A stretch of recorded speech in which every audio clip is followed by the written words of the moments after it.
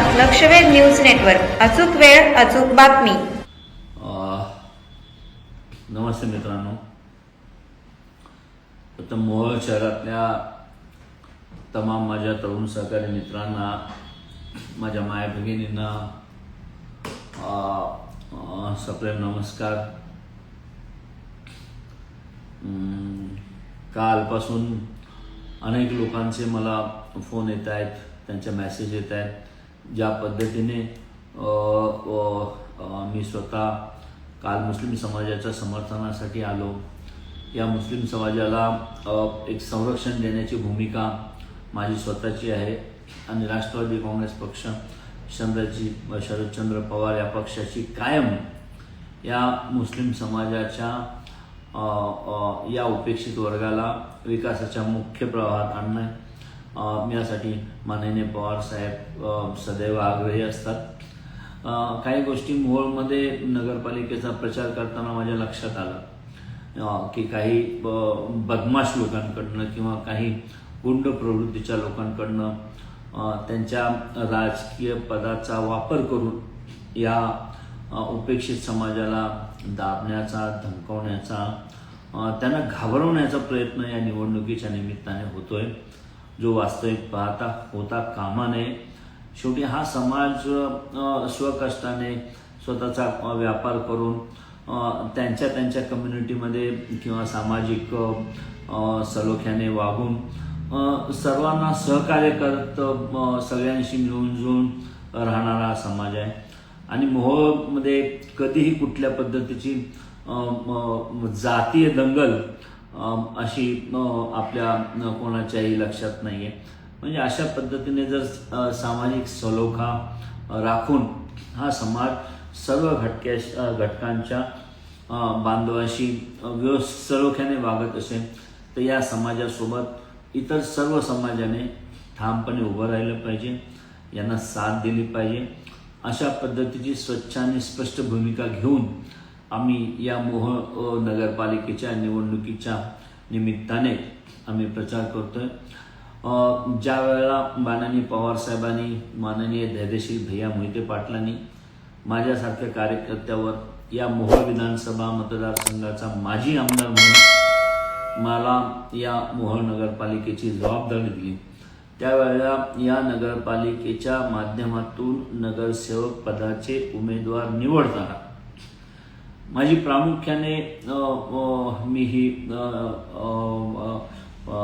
माझी प्रमुख जी जबाबदारी होती की या मायनॉरिटी समाजाला, या मुस्लिम समाजाला देखील या तिकीट वाटपाच्या प्रक्रियेमध्ये आपण सामावून घेतलं पाहिजे आणि या वर्गाला देखील कुठेतरी राजकीय व्यासपीठ उपलब्ध करून देऊन या वर्गाच्या प्रतिनिधींना नगरपालिकेमध्ये रिप्रेझेंटेशन देऊन त्यांना स्वतःचं एक राजकीय स्टेटस, प्रतिष्ठा मिळवून देण्याबद्दलचा माझा प्रयत्न राहिलेला आहे.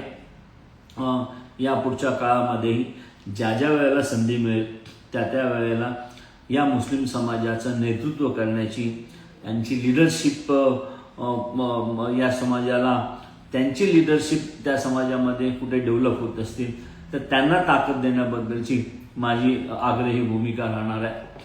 या मुस्लिम समाजामध्ये अनेक दिवसापासून मी फिरतोय. या समाजाच्या काही प्रमुख लोकांशी माझी चर्चा होते, काही चर्चा झाली, काही युवकांशी माझा संवाद झाला. आता मी त्यांची नावं घेणार नाही, परंतु गेल्या 3 दिवसापूर्वी मी एका वॉर्डामध्ये गेलो होतो आणि त्या ठिकाणी मी पाहिलं एक युवक खूप चांगल्या पद्धतीने काम करतोय. करोनासारख्या काळामध्ये त्यांनी त्यांच्या फाउंडेशनमार्फत, जे फाउंडेशन तरुण युवक स्वतःच्या ओन कॉन्ट्रीब्युशनमधून, म्हणजे ते स्वतः पैसे गोळा करतात, त्यांच्या व्यवसायामधून काही भाग त्या फाउंडेशनला ते चॅरिटी म्हणून डोनेट करतात आणि त्या मिळालेल्या पैशातून हे मुस्लिम समाजाचं फाउंडेशन इतर समाजाच्या घटकासाठी देखील त्यांना मदत करतं. या कोरोना काळामध्ये या मुस्लिम समाजाच्या युवकाने आणि त्यांच्या फाउंडेशनच्या तरुण युवकांनी खूप चांगल्या पद्धतीचं काम केलं. जवळपास 150 मृतदेह जे बेवारस होते त्यांची विल्हेवाट लावण्यासंबंधाची काम या युवकांनी मिळून केलं.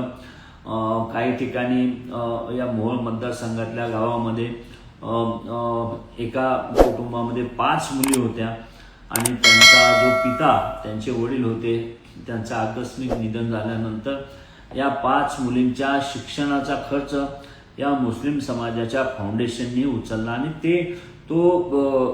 ते कुटुंब हे हिंदू दलित समाजामधलं कुटुंब आहे. मला त्या कुटुंबाचं नावही घ्यायचं नाहीये, परंतु अशा पद्धतीने या फाउंडेशननी एका दलित समाजाच्या कुटुंबाला त्यांच्या घरी जाऊन त्यांच्या शैक्षणिक करिअरसाठी त्यांना प्रत्येकी 50,000 असं त्या 5 मुलींना 2.5 लाखाची मदत केली.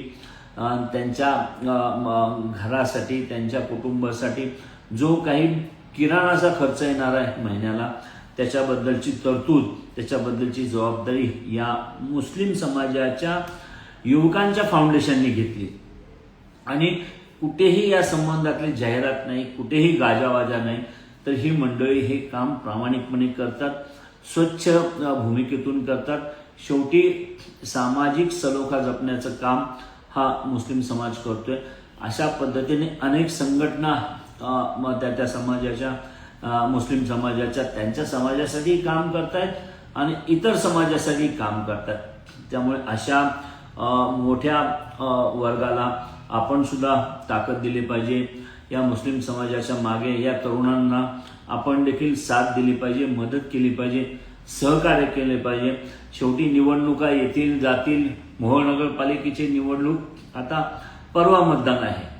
परवा मतदान झाल्यानंतर कोण इतर पक्षाचा कुठलाही नेता त्यांच्याकडे जाणार नाही, परंतु मी या मतदारसंघाचा माजी आमदार म्हणून या मुस्लिम समाजाला आश्वस्त करतो, मी शब्द देतो की या निवडणुकीच्या नंतर देखील कायम मोहोळ शहरातल्या किंवा मोहोळ विधानसभा मतदारसंघातल्या मुस्लिम समाजाला कुठल्याही पद्धतीची अडचण येऊ देणार नाही पहिल्यांदा, आणि आलीच तर मी माझा संबंध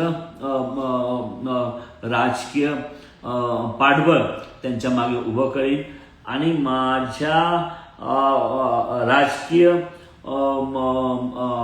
पदाच्या माध्यमातून त्यांना ज्या पद्धतीची मदत उपलब्ध करता येईल तशा पद्धतीची मदत हा रमेश कदम उपलब्ध करून देईल अशा पद्धतीचा शब्द देतो.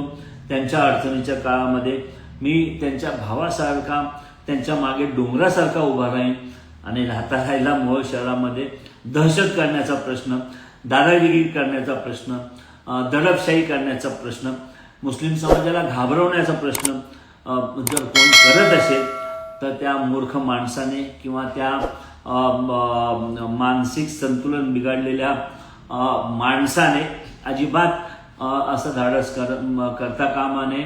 कारण या पुढच्या काळामध्ये माझ्या मुस्लिम समाजाला कुठल्याही पद्धतीची दादागिरी करून कुठल्याही पद्धतीची दडपशाही करण्याचा प्रयत्न केला तर या रमेश कदमशी गाठ आहे आणि त्यासाठी कुठल्याही पद्धतीचा संघर्ष, अगदी टोकाचा संघर्ष करावा लागला तरी हा रमेश कदम या मुस्लिम समाजाच्या रक्षणासाठी कटिबद्ध आहे.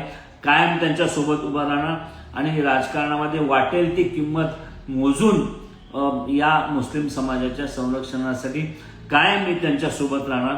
हे जे संघटन आहे मुस्लिम समाजांचं फाउंडेशन, जे सर्व समाजातल्या लोकांसाठी काम करते, त्यांना देखील कायम सहकार्य करण्याची माझी भूमिका राहील आणि या संबंधितला शब्द या लाईव्हच्या माध्यमातून देतोय.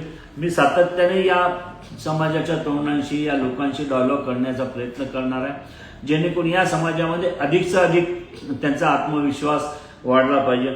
आज मोहोळ शहर, मोहोळ विधानसभा मतदारसंघ हा संबंध राज्यामध्ये चर्चेला आलेला विषय आहे. या मोहोळ विधानसभा मतदारसंघात असलेली गुंडगिरी, दडपशाही, दहशत माजवण्याचा प्रयत्न काही लोकांकडून, काही कुटुंबाकडून, काही राजकीय व्यक्तींकडून होतो. त्याच्यामुळे अशा पद्धतीने या पुढच्या काळामध्ये जर कोणी दडपशाही आणि गुंडगिरी करण्याचा प्रयत्न केला तर त्याला जशास तसं उत्तर देण्याचं काम मी रमेश कदम या मतदारसंघाचा माजी आमदार म्हणून करणारच आणि या समाजाच्या सोबत कायम सदैव उभं राहण्याचं काम मी स्वतः आणि माझे सर्व सहकारी राष्ट्रवादी काँग्रेस पार्टी शरदचंद्रजी पवार पक्षाला मानणारे सर्व सहकारी आम्ही सर्व सहकारी मिळून करू अशा पद्धतीचं आश्वासन शब्द देतो. जय हिंद, जय महाराष्ट्र. धन्यवाद.